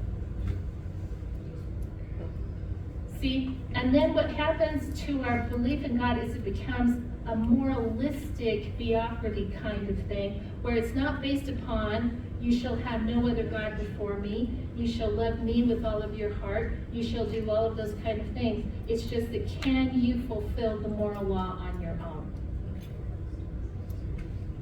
See, and that's the thing. These commandments are not given to, God doesn't tell Moses, okay, stand on top of Mount Nebo, gather all the Canaanite nations around you, and tell them, okay, these are God's laws, and you know what, you guys need to live by them. Because what are they already saturated in? idolatry. They don't care about God, right? But the person in the nation that does care about God, they're going to honor their father and their mother. That honor for them comes out of the understanding of their covenant relationship with God, right? Then he's going to go on and he says, if you're honoring him, then you do not do what next? No murder. You do not murder. And there's a difference between murder and kill. A lot of times people misquote this commandment and they say that the commandment is thou shalt not kill, but it's not thou shalt not kill, thou shalt not murder. What's the difference? Premeditation. Premeditation. Murder is premeditated, right? And we're going to see this in a few chapters when the cities of refuge are discussed, right? You cannot premeditate to take another person's life because that person bears the image of who? Of God. Then the next commandment is what? To not commit adultery. Because when you commit adultery with someone else's spouse, what are you doing? You are making them break the covenant that they've had with that person, and you're also breaking the covenant with God, right? And so you're not going to commit adultery. What about not stealing? What does it mean to steal something? Take something that's not yours. Remember, that's what we tell toddlers. Don't take that, it's not yours. That's stealing, okay? Now, what's interesting about this is that when God talks about stealing, it is something as small as, say, as what we would say a paperclip, to when we get over to chapter 20, he's going to talk about that you will not be man stealers. A man stealer was someone who kidnapped people, right? So you cannot steal things, you cannot steal people, you cannot do anything like that, right? So you have from a paperclip to a person. This is why as Christians, we should be deeply concerned about human trafficking, right? The human trafficking is a stealing of a person and enslaving them, right? So God says you're not going to do that. And then I'm not going to do what? I'm not going to bear false witness, which is basically I'm not going to lie, right? And this really does also carry a judicial component to it because they were called to bear witness when they were figuring out court cases and verdicts and things like that. And this is why if you lied in front of any kind of legal proceeding, you bore the judgment of God because of you telling a lie, right? Now, the last one, he ends with what? Covetousness, right? He says, and you shall not covet your neighbor's wife, you shall not desire your neighbor's house, his field, his male servant, his female servant, his ox, his donkey, or anything that belongs to your neighbor, right? Now, what is coveting? I mean, it kind of explains it here, but what is coveting really? Is it just me looking at and going, wow, that's a really nice car? I wish I, okay? Yes. It's a desire of your heart. One way it's described or defined is ungoverned, selfish greed. It's an ungoverned desire for something that somebody else has. And it's not necessarily something like what somebody else has. I want what you have, right? And so this is what God says, that you will not covet that. You will not covet their property, you will not covet their spouse, you will not covet their position within the community, you will covet nothing. You will not so strongly desire it that you would do whatever it takes to break the covenant between you and them and your God to get it, right? And so this is what God tells them. This is how they're going to live together when they go into the land. And remember what God said in the previous chapter? When you live like this, what are all the other nations going to say? What an amazing, what a great nation that lives by these commandments, right? So that's how they're going to live. Now, Moses goes on and he reminds them of how when he went up on the mountain, they were afraid, but they saw that Moses came down from the mountain. But they came to an understanding that maybe not everybody was going to be allowed onto the mountain. because God had already told them that if you come onto the mountain, you will die. And so they said, okay, well, Moses was up on the mountain. Moses didn't die, but we don't know that that extends to us. So Moses, you go up and you talk to God for us. And Moses says that God agreed with that plan here, right? He says, and the Lord heard the voice in verse 28 of your words when you spoke to me, and the Lord said to me, I have heard the voice of the words of this people which they have spoken to you. They have done well in all that they have spoken. Oh, that they had such a heart in them that they should fear me and keep my commandments always, that it may be well with them and their sons for how long? Forever. Say to them, return to your tents, but as for you, stand here beside me, that I may speak to you all the commandments and the statutes and the judgments which you shall teach them, that they may observe them in the land that I am giving to them. You shall observe to do just as the Lord your God commanded. You shall not turn aside to the right or to the left. So what is God saying about these commandments? There's no deviation, right? Just as remember in the other chapter, he said that there's no changing anything about it, right? He says that you shall not turn to the right or the left. You shall walk in all the ways which the Lord your God has commanded you. Why? That you may live, and it may be well with you, that I may prolong your days where? In the land that you will possess. Okay? Now, I know it's 8 o'clock. For those of you who need to leave, but we're going to go through chapter 6. Okay? Is that all? Yes, because it's 8 o'clock. Is it 8 o'clock? It's Yeah. after 8 o'clock. Okay? That's what I was saying. We're gonna kind of be playing Next catch up week, a we little have to play here. catch up. It's like, We still got okay. 2.5 chapters. Well, we can go through some of this quickly. You know, we might get through chapter 7. We might, okay? Because what you see here, okay, now, in light of everything that Moses has been told about, all these covenant guidelines, right? How they're going to interact with God and how they're going to interact with each other. He comes to them, though, in chapter 6, and he says, there is one really important commandment, right? He says, now this is the commandment. Not singular, not plural, but singular, right? And he says, the statutes and the judgments which the Lord your God has commanded me to teach you, that you might do them in the land where you are going to possess it, so that your son, your grandson, might fear the Lord your God and keep all the statutes and his commandments which I command you all the days of your life, that your days may be prolonged. O Israel, you should listen and do what? Be careful to do them. Be careful to do it, that it may be well with you, and that you may multiply greatly, just as the Lord, the God of your fathers, has promised you in the land flowing with milk and honey. Now, in verses 4 and 5, we are given what is known as the Great Shema. Right? It's a prayer. It's something they recite. If you know anyone who is Orthodox Jew, they recite this prayer morning and evening. And this is kind of a defining thing for who they are. Right? So it says, hear, O Israel, the Lord is your what? God. The Lord is one. You shall love the Lord your God with all your heart, with all your soul, and with all your might. Right now, what is God reminding them of in verse 4 when he says, hear, O Israel, the Lord is your God? Is this the first time he's told them that? No. Right? Remember, he's been telling them this over and over again. But then he goes on and he says, the Lord is one. The word here, one, in the Hebrew is the word ahid, which in the context of this passage right here means one in unity. Right?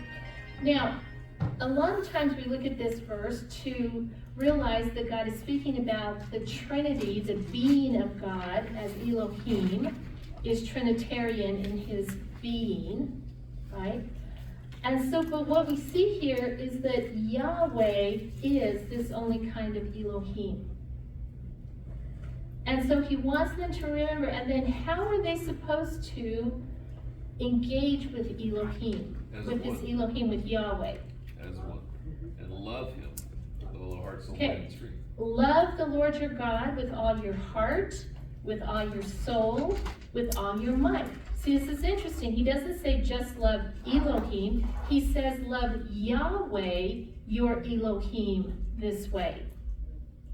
And the idea here conveyed by heart is the inner man, right? The comprehending mind, the affections, the will, all of that kind of thing. So we love God with our mind, our thoughts, our actions, everything like that, okay? My will is changed to love God, right? The word for soul here means, it's the word nefesh, which means life breath, right? And so it's conveying that how much of me is going to love God. All of me, as this living being, everything that I am will love God. And then my might carries with it exceedingly, to the utter extent, with all of the power that I possess, I will love Yahweh. Right? So is that immersing themselves in Yahweh? Yes. Yes. And for 2024, for the New Testament Christian, if you follow this all the way back, I find myself now praying a lot just to the Holy Trinity, just to them. Well, or to even God. if we say, Yahweh, you are one, okay? And I think that this is, now, there's a way of interpreting this too, that some interpretation can be Yahweh is the one and only. There is only one Yahweh. Right? So either way you do it, it doesn't do any violation to the Trinitarian concept of it, but what is God trying to get them to understand and remember? To love him with everything. Right, because he is the only God. Correct. There is no God other than him. So love him with everything you are. Now, do they have reason to love him? Oh, yeah. Oh yeah. Has he been faithful since he went into Egypt and grabbed them out and brought them out to where they are? He has been faithful to them every step of the way. They have reason to engage with God this way, to love Yahweh this way. Now, how much was this supposed to be a part of their everyday life? Right? See, this is what I think is so interesting about this, because honor your parents, because they are the ones who have done this for you. They are the ones who have immersed you in the covenant teaching. And what does it say in verse 6? They shall be on your heart. Then he says in verse 7, and you shall teach them diligently to who? Your sons. Your sons. You shall talk of them when you sit in your house, and when you walk by the way, and when you lie down, and when you rise up. So how much of your time during the day is going to be talking about God? Every word. All the time. Now the question is, why wouldn't I talk about God all the time? See, if I really understand who he is, and what he's done, and where he's taking us, and all of those kind of things, why would he not be the center of our conversation? Do you see how it wasn't that every morning they just set their kids down, and while they ate their hummus with their oatmeal, there was a slide a sheet over here. Okay, kids, now fill in the blanks about what you know about Yahweh. Was that what it was like? No. It was, let me tell you about Yahweh. Let me teach you about Yahweh. Let me help you understand why we have the relationship that we have with Yahweh. Now, did it go even further than that? Then he goes on and he says, and you're going to do what? You're going to bind them as a sign on your hand. And You're going to bind them on your arms. You're going to have them as frontlets between your eyes. Which, what does that convey? And for those of you who have been in Israel, I mean, you've seen people with these phylacteries around their arms, with a little box in front between their eyes, with the Shema, the Ten Commandments in that little box. What does this convey? Constantly in front of it, but they're wearing it where? They are wearing it on themselves everywhere they go. They're wearing that covenant on them, right? So not only are you going to immerse your children in it, you are going to wear it physically upon you, and then when you go to your homes, it's going to be where? on your doorposts. And if you will see people, if you have friends or know people who are Jewish, they have a little mezuzah on their doorposts, and it's usually not very big. Like I have one at home. It's about 3 inches long and about a ½ inch wide. And in the back of it, there's a scroll wrapped up, and it has the Great Shema, the 10 Commandments, right? And you touch it, you acknowledge it every time you go in and out of that house. So when you're living in that house, you are living under what? The covenant of God, right? So this wasn't something that was just taken lightly, that it was just like, oh, we're going to have Sunday school for all the kids this week, and for an hour we're going to teach them about God. This was the very essence of what they were going to do, because he goes on and he says, and you shall write them in verse 9 on the doorposts of your house and on your gates. Then it shall be when the Lord your God, now this is interesting, brings you into the land which he swore to your fathers, Abraham, Isaac, and Jacob, to give you great splendid cities which you did not build, and houses full of all good things which you did not fill, and hewn cisterns which you did not dig, vineyards and olive trees which you did not plant, and you eat and you are satisfied. Watch yourselves lest you do what? Forget.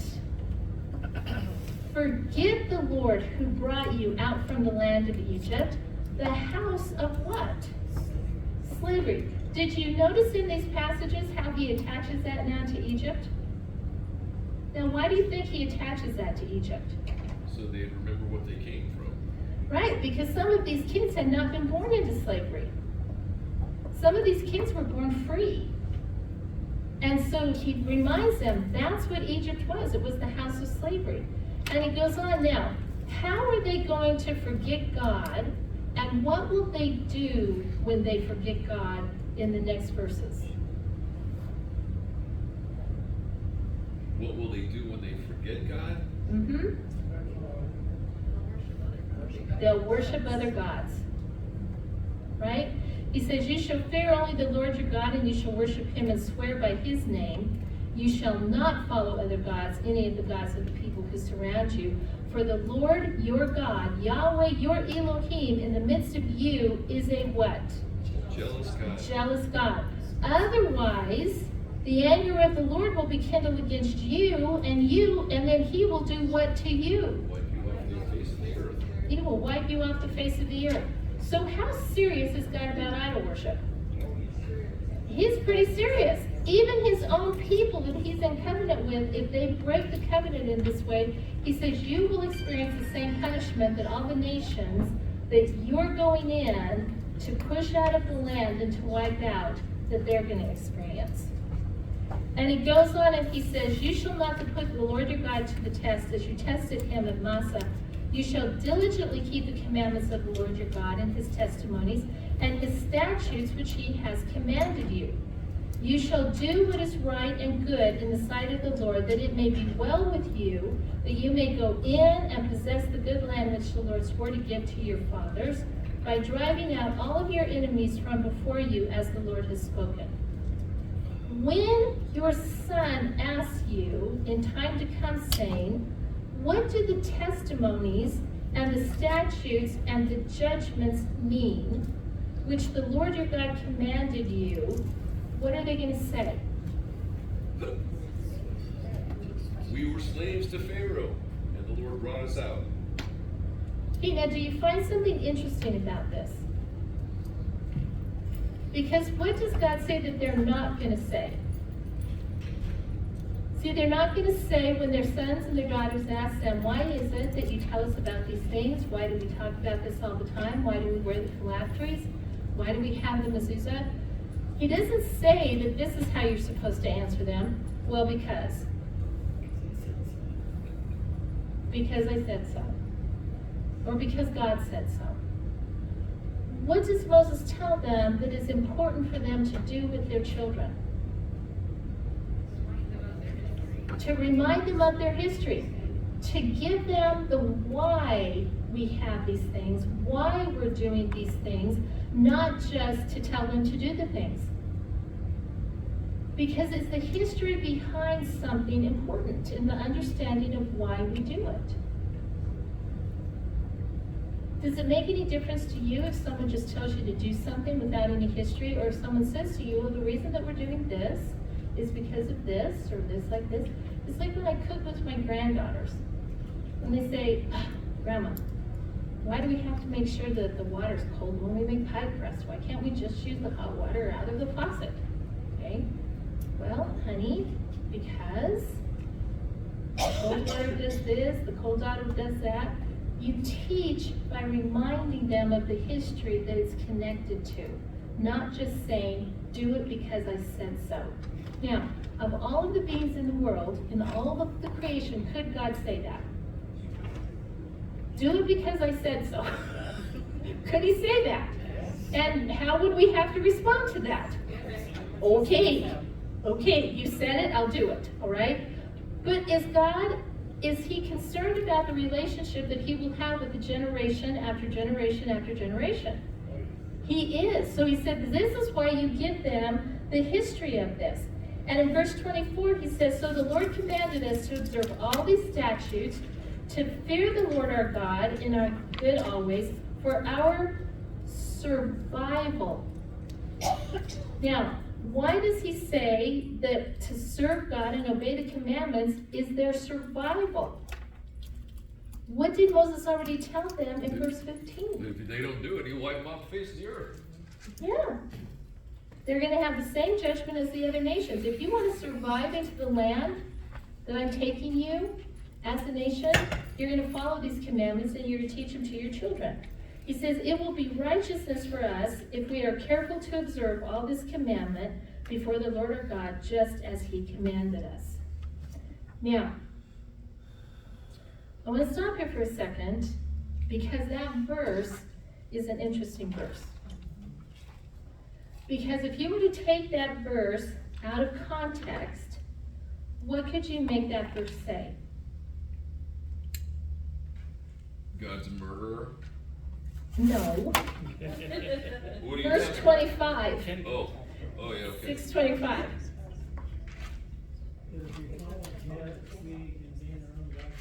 Exactly. Okay? Now, the problem is that we have a different concept of the righteousness that's being talked about here than what they did. Because for New Testament believers, when we talk about righteousness, what do we talk about?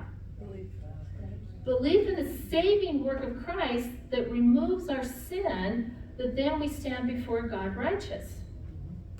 Right? That he doesn't have anything against us. Now, that's not the righteousness that's being talked about here, because if it was, then that violates the whole new covenant. Because somehow then they could have attained their own righteousness through the law. And what do we know about that from the New Testament? It's undoable. You cannot attain your own positional righteousness before God through the works of the law. Right? But remember, the word righteous just means right standing. Right? So what is God telling them? That it will be righteousness for you, or it will be right standing for us if we are careful to observe all the commandments before the Lord our God, just as he has commanded us. What is he saying here? Because, see, this is important to understand. What is the New Testament believer's connection to the law? We still have to live righteous lives. We still have to live righteous lives. Now, Christ said, though, that he did what? Fulfill the law. He fulfilled the law, but he very clearly says, but the fulfilling of that law doesn't mean that I'm taking it away. Right? And he also makes a statement, if you read down a few verses later after he makes that statement, he says, unless your righteousness exceed that of the Pharisees, you will not see the kingdom of heaven. Right? Now, this righteousness then, tell me, what is the righteousness that Moses is telling them that they can attain through keeping the commandments? Well, that's a really good question, actually, because that would indicate that they, by living the law, that they've attained some kind of righteousness, but it's righteousness that still, that's a big, I don't know, tell us what you think there, teacher lady. Okay. See, this is what I think is so interesting about this, because, see, remember we've talked about this a lot, that you cannot always interpret the word the same way in every text, right? You have to let the context interpret the word. Now, okay, so go back to what God says that the nations will say about them if they follow the law. They're a righteous nation. And They're a righteous nation, they're a good nation, they're a wise nation, they're a nation that rules with understanding. There's no nation like them, right? Because of the divine instruction that Yahweh has given to them, right? So what we see here is that when God is telling them, it cannot be, and remember, sometimes it's best to understand what is being said by what cannot be said, right? It cannot be that Moses is telling them that somehow they attain sinless righteousness through the works of the law. Can't do it. Can't be done, right? That's what Jesus says. You cannot do this, right? That righteousness, that positional righteousness that we have before God, that He doesn't hold anything against me to send me to destruction, is based purely on the work of Jesus Christ. So that cannot be what is being said here, and it doesn't even fit that context. There's no mention of Jesus Christ, there's no mention of sinless, substitutionary atonement, there's nothing here.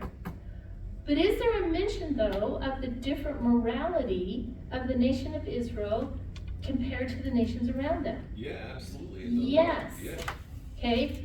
They will have a right standing with God if they live morally under the law that He has given to them, if they will keep the covenant between Him and between them, if they will treat the people groups that God sends to them the way that they're supposed to, because this law and the way that the nation of Israel is set up is supposed to be evangelical in a sense, that it's supposed to bring in other people from the nations. That they will want to live in this land.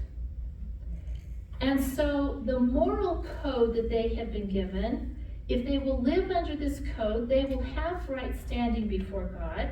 And it says that He will keep them in the land if they do this. He will not punish them if they do this and throw it out of the land. And the thing that they really have to be conscious of all the time, their greatest snare is going to be what? The idols. Right? So basically, they're going to have right standing in the eyes of God. They're going to be seen as a righteous nation if they live according to the commandments and the covenant that God has given to them. Now, do you think that that fits the context of the passage? Yeah. Yes? Yeah. Logan says yes. Do I have any other yes takers? Yes? This table votes yes. That's it? Then tell me what you think it says.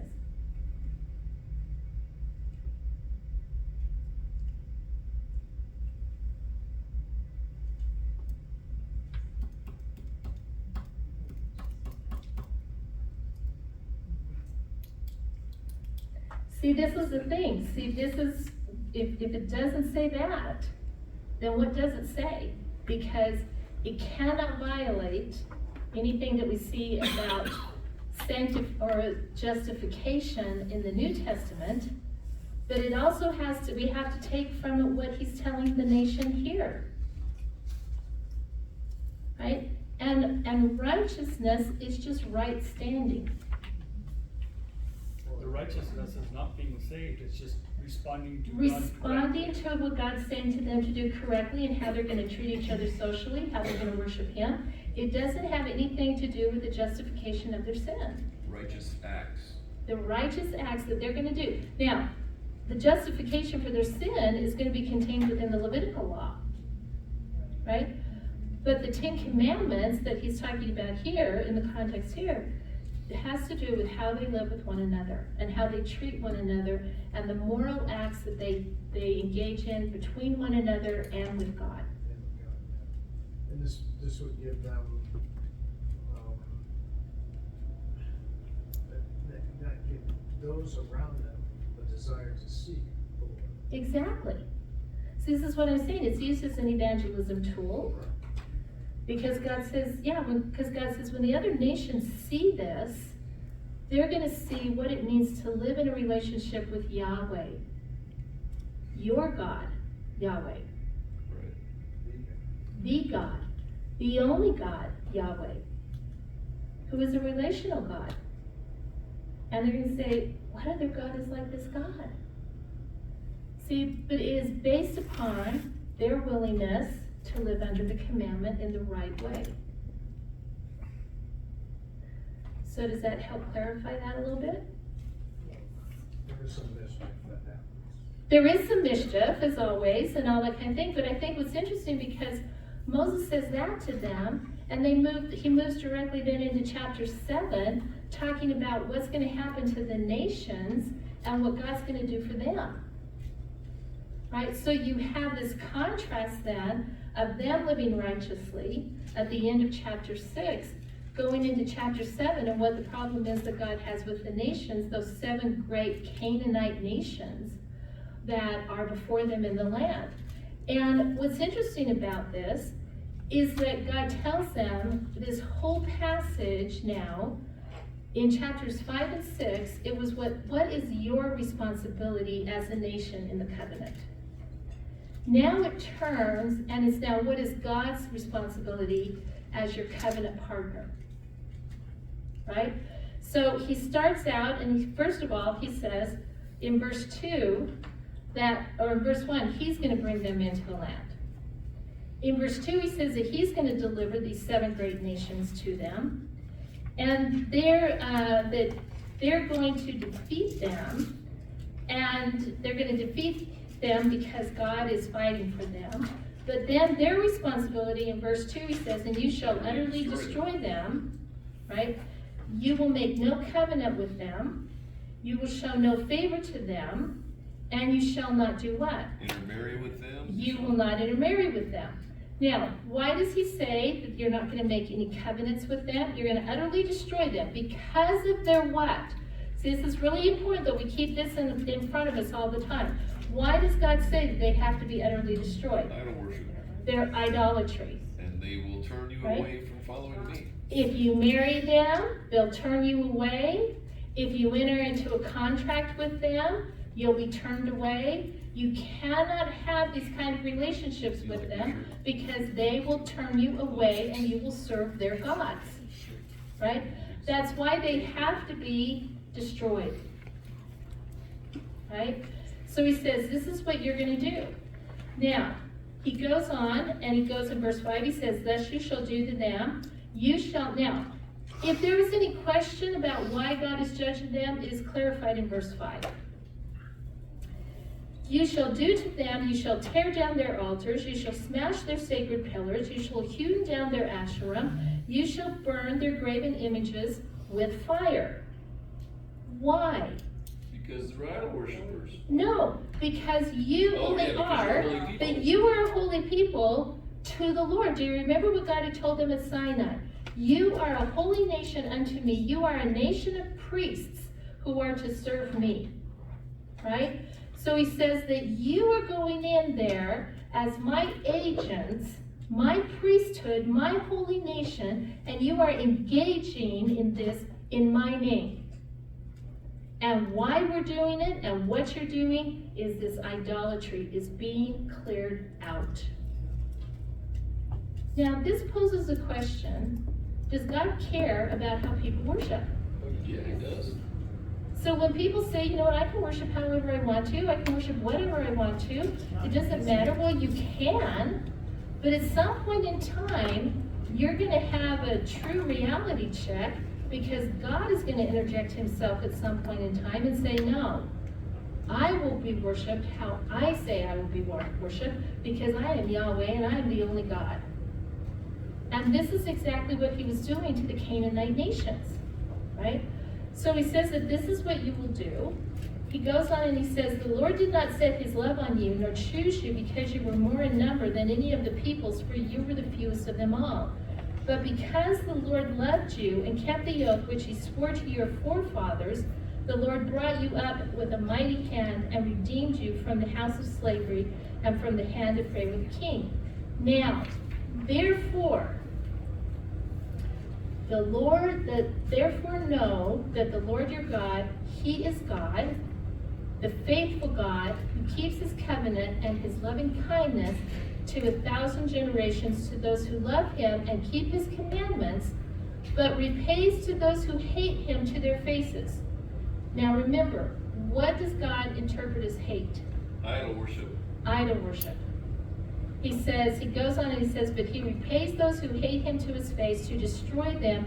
He will not delay with him who hates him. He will repay him face to face. Therefore you shall keep the commandments and the statutes and the judgments which I am commanding you today to do them. It shall come about because you listen to these judgments and keep them and do them. So is there an interaction that we're supposed to do? It's not just hear, but it's to what? Keep, do, right? Live in them. He says that if you do them today, then it shall come about, he says, you keep them and do them, that the Lord your God will keep you his covenant and his loving kindness which he swore to your forefathers. He will love you, bless you, and multiply you. Now, in the text, what does love, bless, multiply look like? Growing as a nation. It's the Abrahamic covenant. Is the Abrahamic covenant is since fleshed out. He says, I'm going to multiply you. First of all, you're going to have tons of kids. Your animals are going to produce. Your crops are going to produce. All this blessing, blessing, blessing, blessing, multiply, multiply, multiply, multiply, all of that kind of thing. He says that even when you come into the land, I'm going to send the hornets and ahead of you, and I'm going to run the people out of the land ahead of you. Right? So, in these verses, when God talks about this, what is blessing? Growth. Growth is in what? Growth as a nation. Taking Okay. over the land. Well, it would be prosperity. Prosperity. Yeah. See, blessing here equals prosperity. Because it is a fulfillment of the Abrahamic covenant. Because he said that I will multiply you and I will bless you. Okay? Now, the reason I bring this up is because these are the passages that prosperity pastors use to show that if you are truly living the way that God wants you to live, then you are going to have material prosperity. Yeah, they never read the New Testament then. Okay, now, but what do you see here? That's true. Promise. That's true. That's what God promised them. But God promised it to who? The Israelites. Only Israel. Okay, to what? So until you get to the New Testament, and then you're supposed to give up all your beliefs. Exactly. See, there was this idea that the kingdom of heaven is different than the kingdoms on earth. Right? So now, but it does make sense when Jesus tells them, remember when they're talking about the rich people, and Jesus says, you know what? It's easier for a rich man to slide through the eye of a needle, like a camel through the eye, than it is for a rich man. It's easier for a camel to slide through the eye of that needle than it is for a rich man to get into heaven. And do you remember how Peter responds? Then who can get there? Then who can get there? Because he's thinking back to. He's thinking here. Because in this context, if you have the blessing of, if you have all of this material possession, you are blessed of God. Right? Now, this is only though for the nation of Israel. And it is only as long as they keep the covenant. If they break the covenant, what happens to all this physical prosperity? It's going to be taken from them. Right? So, what he wants them to remember, he says in verse 21, you shall not dread them, right? He says, "For the Lord your God is in your midst, a great and awesome God. The Lord will clear away these nations before you little by little. You will not be able to put an end to them quickly, for the wild beasts would grow too numerous for you. But the Lord your God will deliver them before you and will throw them into great confusion until they are destroyed. He will deliver their kings into your hands so that you will make their name perish from under the heaven. No man will be able to stand before you until you have destroyed them." But there's one stipulation. Gotta burn those idols, those graven You images. have to get rid of those idols. The graven images of their gods you are to burn with fire. You shall not covet the silver or the gold that is on them, nor take it for yourselves, for you will be ensnared by it, for it is an abomination to the Lord your God. You shall not bring an abomination into your house, like it come under the ban. You shall utterly detest it, and you shall utterly abhor it, for it is something banned. Remember last week we talked about the haram, the ban, right? The ban. You cannot have it, right? Now, when they see these idols, and it appears that some they're going to be covered with gold, with silver, with stuff like that, the natural inclination would be, well, you know what? Let's grab some of that. Yeah, he said burn the idol, right? But he didn't say anything about all the gold and silver on the idol. Now, the word abomination here means something that is disgusting, right? One Old Testament linguist, he says that if you could picture God vomiting, that this is kind of the picture behind this, okay? It's an abomination to him. Now, why can they not bring it into their homes? It'll tempt them. It will tempt them. And what do they have on the door of their house? Ten Commandment deal, the That they Shema. won't do this, right? Right. That they're in covenant with God, Yes. right? They only worship God. So to bring in this stuff that is conveying the worship of another God, it makes their home under the ban then, right? And so God says, now, what has he laid out for them though that they shouldn't even be tempted to even want it? Anything regarding that, the gold, the silver, anything, it should just be disgusting to them. Right, but why does he say, what has he told them before? I will give you this, I will give you this, I will give you this, I will give you this, I will give you this. Yeah, they don't need Even before, in one of the chapters, he says, even the land I'm going to give you, it has stones of iron, it has copper mines, it has all these kind of things. You don't need to take the wealth off those abominations. I'm going to give you more than you can handle. And you didn't work for it. And you didn't even work for it. So, as a sidebar conversation, and I know we can't have this and we'll run way late, but Yeah. I we're would gonna be close very after this. interested to have the conversation because God is continually saying, these nations are greater than I, how can I dispossess them? You shall not be afraid of them. Whom you are afraid, he'll send the hornet against them, blah, blah, blah. Don't dread them. And I'm looking at this thing, and I know by at least a couple of those, because there's seven countries. There's 7 nations, and yeah, at 7 least- Canaanite At nations. least a couple of those. And I know the Hittites, they're giants. So we got some giant things going on here. Okay, and it's but gonna be see, horrifying well, no, but for I these think, guys. but you know what I think is interesting? Okay, what I think is more interesting, we're gonna close on this. He says the Jebusites, right? The Jebusites were the people who lived in Jerusalem, who had been ministered to by Melchizedek during the time of Abraham. So what you see is that there's been a decline in the Jebusites from being the people who were hearing about God on high, God Most High, from Melchizedek, to now they're under the judgment because what obviously happened to them, even if they had been serving God, what happened because of the pressure of the other Canaanite nations? Turn to idols. They turned to idols just like all the other nations, Yep. right? But see, but I think what God is showing them is that do they have any reason to doubt that God will not be faithful to the prosperity that he says that he will give them? No. No, because he has fulfilled every promise that he has ever spoken to them. So as we close, what do you take away from that? Are there promises that God has made to you? Oh, yeah. Do you think he's going to fulfill them? I think more along the lines, I mean, yes, that he's made promises, and that is pertaining to our salvation, but I think what I see here, and Kay asked the questions in here very much, when you go in and look at those other passages, and just knowing in general what the Bible tells us, we are to be people of good works. We have to live that life that He has called us to live. Right, but what I'm saying is that so many times, even Christians will say, well, I don't know if God means that for me. He may mean it for somebody else, but I don't know if that's for me. Right? If God has spoken a promise to His people, He will fulfill that promise to all His people.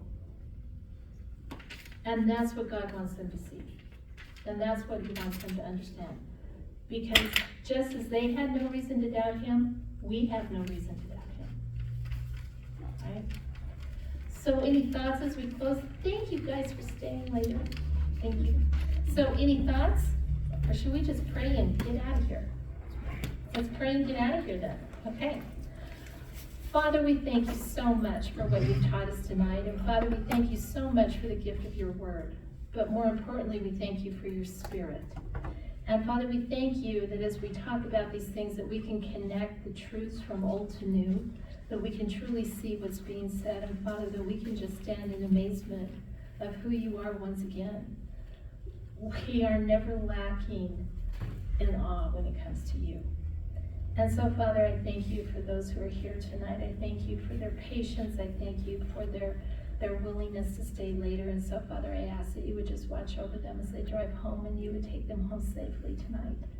And if it would be your will, that we would come back together next week as your people to continue our study of Deuteronomy and the amazing things that you have done for your people, whether it be Israel or us. And we thank you, Father, for all of this in your Son's precious name. Amen. Amen. Everyone, thank you.